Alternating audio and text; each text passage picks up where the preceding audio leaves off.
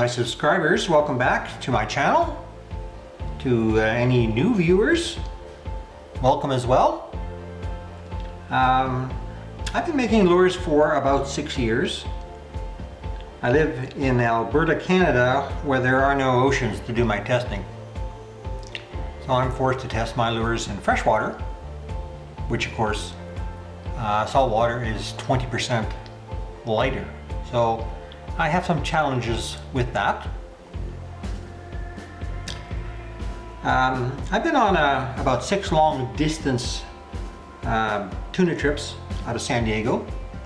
I've had a fair bit of experience catching 200-pound tuna and wahoo and all manner of other ocean-going fish. They are absolutely wonderful to catch. They continue to do things that you would not expect. Wahoo are an amazing fish, and wahoo are a main part of this long distance fishing trips that I've been on. And they are just the most fun because they do the darndest things. Those trips are all out of San Diego. However, the topic of this video is adding gills and fins to stick baits. Stickbait lures. Stickbait lures are lures that we might use for wahoo. So when you're on a long distance boat, anywhere between 3 and 4 people will be trolling for wahoo. And then when a wahoo bites, the boat shuts down and you're allowed to cast. Everybody that's not behind the boat, casts out to the sides. And it's absolute bedlam. It's mayhem when these fish that can go 65 miles an hour in 3 tail beats start going after the lures that people are throwing out. And there's sometimes as many as 4, 5, and 6 wahoo being fought at any given time, and people are going wild and shouting encouragement, and it's a lot of fun. So one of my objectives was to make lures that I could catch ocean-going fish. So all I make is for ocean-going fish. I live around numerous very good lakes for fishing, but they tend to be northern pike and walleye, and the size of my lures are just way too big for those guys. The biggest fish that we might get locally here is 5 or maybe 6 pounds. So making these lures has been an awful lot of fun for me. I've started with little skill, and I saw a YouTube video produced by a fellow from Somerset, England. And when I saw this video, my mouth fell open. I couldn't believe that he could make such beautiful lures. So that was the start of my journey 6 years ago. So these are some of my lures that I made maybe 5 years ago. I don't want to show you the ones that were 6 years old because maybe I'm not that proud of them, but it is a learning curve for everybody. So these are both floating stick baits. When you get stick baits this big, it's very difficult to get them to sink. Now this guy, even though he floats, I write down the weight, this is 142 grain. This is very difficult to cast. This fellow is 200, and he's almost impossible to cast. So one of the pieces of advice I would give you is try to keep your lures absolute maximum 160 grams. And I'll be showing you in this video how to do that, how I do that actually. So one of the unique things about my lures is I started out carving gills in my lures. I also added side fins, and these side fins were actually produced on my computer. I thought it was kind of a cool way to use a computer graphic. I used Microsoft Word, and they've got an object editor in there that you can make all kinds of stuff. And although I have to admit, gluing them on is a supreme pain, but these turned out very, very well. And of course, you've got your eyes that you have to add, and we won't be talking about the eyes. I've got 2 previous videos called Beautiful Eyes, where I talk about how to install the eyes with a proper bulge. Like these are kind of an older style. They don't bulge, they kind of cup in, unfortunately. Now, some of the features of this lure is they have 330 seconds stainless steel through wire. So that wire is connected to that wire, and this belly loop has a loop that goes around that wire, and you virtually would have to destroy the wood, and even then you would not lose a fish that is on there. If you've ever seen a wahoo set of teeth, they are literally like steak knives, and they just gash and hash at anything. So some of my relatives say, well, oh, you don't want to take those beautiful hooks and get them all marked up, and I would say, no, that's exactly what I want to do. I want some lures hanging on the wall that have been beaten up and have, in fact, caught fish, and that is my sense of success. So again, these are cut into the wood, and they go all the way around up to the front of the nose, which is very similar to what an actual fish does. Same as these. Now, I put a little bit of red paint in there to simulate the actual gills. It's a little bit crude, but I guess we're all allowed to learn. So these were, like I say, 4 or 5 years ago. So I used a number of different lure bodies with these cut-in gills. This popper, I have a video out on poppers. Again, I used the red to enhance the gills. Probably got a little bit too much red. And of course the great big eyes. One of the things that I like is I try and put the biggest eyes that I can on a lure without making them look silly. And here's a smaller one. So this is probably an 18mm eye. This is probably more like a 7mm eye. And again, he got cutting gills and the little side fin. So one of the lures I have had quite a bit of success with is this one right here. So when you're trolling for wahoo, you're doing it at fairly high speed, about 10 miles an hour. So each one of these lures weighs about 1 pound. And the reason that they weigh so much is you've got to get them down. Wahoo tend to hang around 50 feet of water, but they can come up in 2 swipes of the tail. They can be on the surface. They don't jump though. I've never ever seen a wahoo jump. So they're not aerobatic. Now, you notice where the main tie is on these lures. It's on top.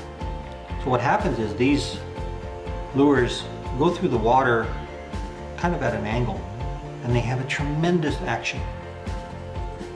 So I really like these lures. I've been making these lures now for quite a while for some friends that I've met in all these long distance trips that I've gone on, and I started catching wahoo on my lures when nobody was catching anything on their lures, and they asked to borrow my lures, and they caught some wahoo on my lures, and now I have some friends, fishermen friends in the US. Now, my lures are made in 2 pieces, and I'll show you details of that a little later. So what happens is, when I make these lures, I make them in 2 pieces, and I lightly glue them together. Very, very lightly. That takes almost no glue. And then what I do is I cut them with the bandsaw, and then I shape them.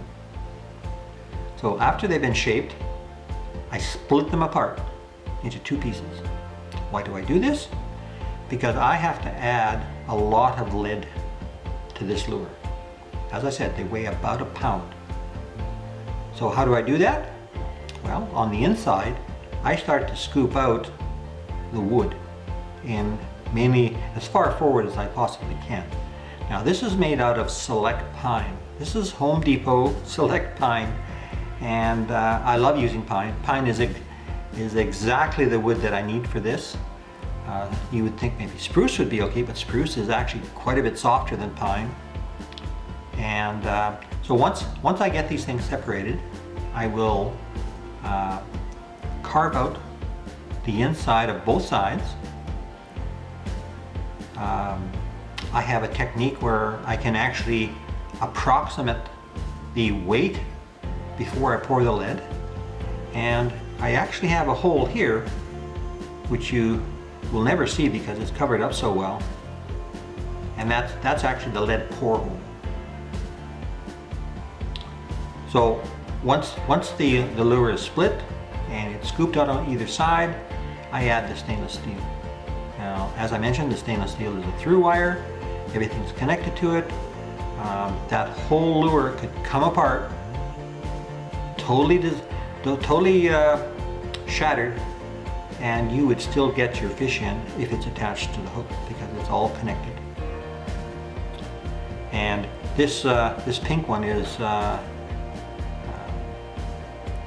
very popular.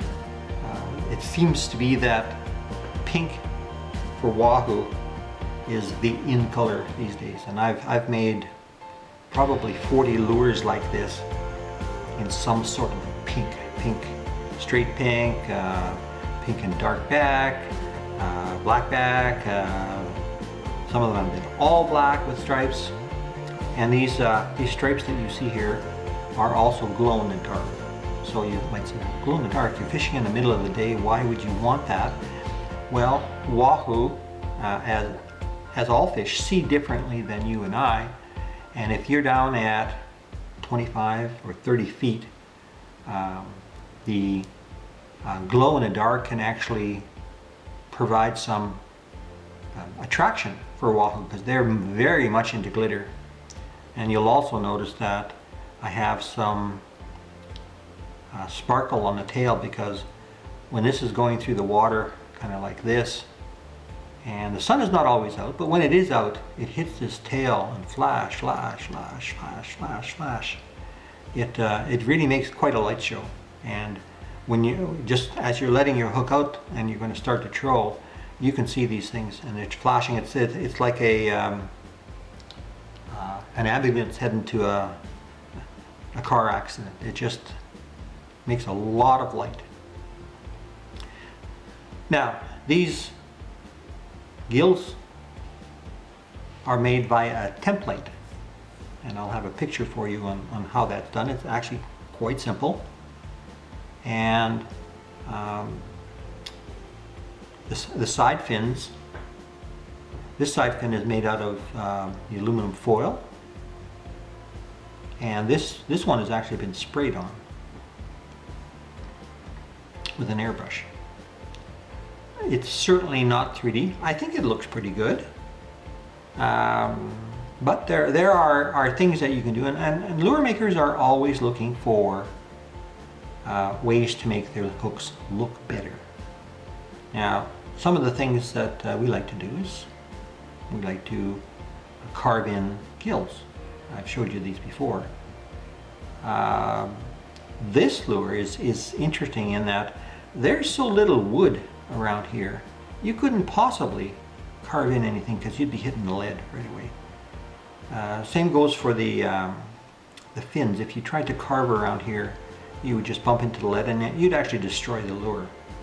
So carved gills and side fins are not an option for this lure. So the purpose of this video is to show you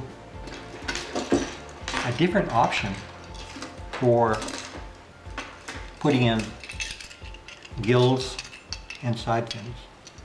So here's a lure. See these beautiful 3D gills. Here's another lure.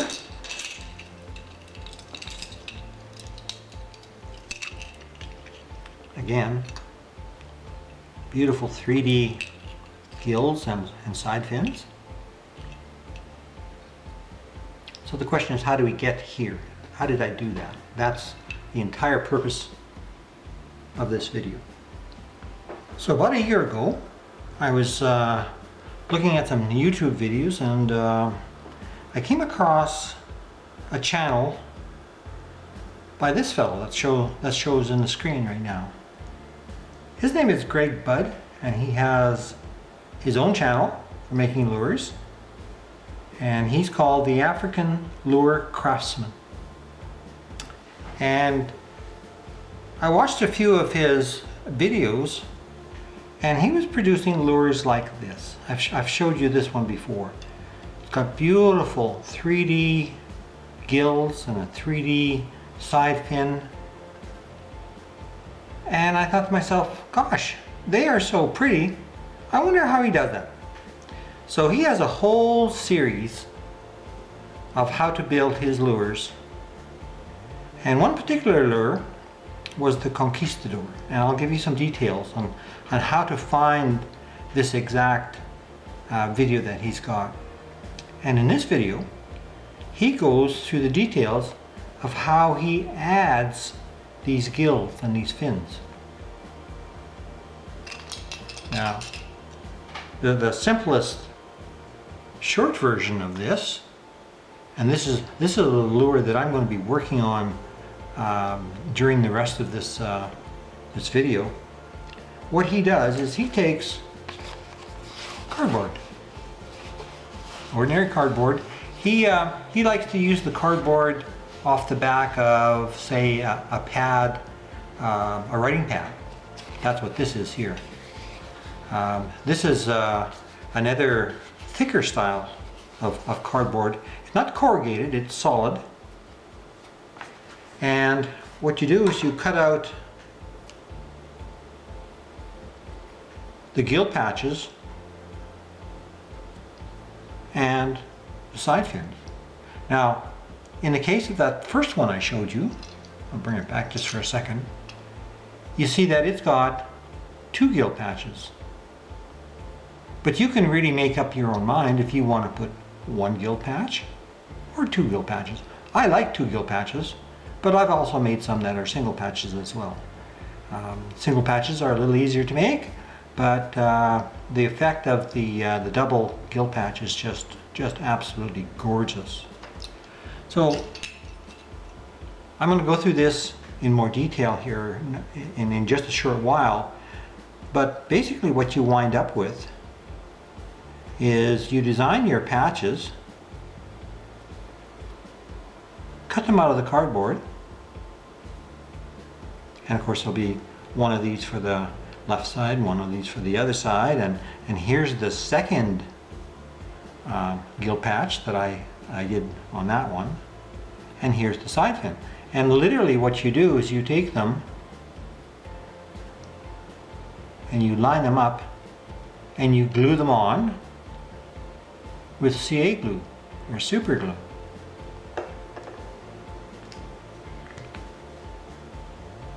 Now there's a fair bit of detail between cutting the gills and actually gluing them on, and this is actually a very extra thin version, and this CA glue has got a mind of its own. I actually glued 3 fingers to my first lure the first time I tried this, and I was being so careful. I was shocked. I tried to put the lure down and no, it wasn't going down. So this stuff you got to be real careful, because it'll glue anything that's around. So that's how he got his 3D effect. So there's kind of how he got his 2-gill set up. And then so very quickly here, I'm going to go into some considerable detail on how to do this because I think this is just fabulous. It makes a lure that looks spectacular, and you know, I'm not sure it's going to catch any more fish, but as a lure maker, half the fun is making the lure look as best as you can. And man, I just love these lures.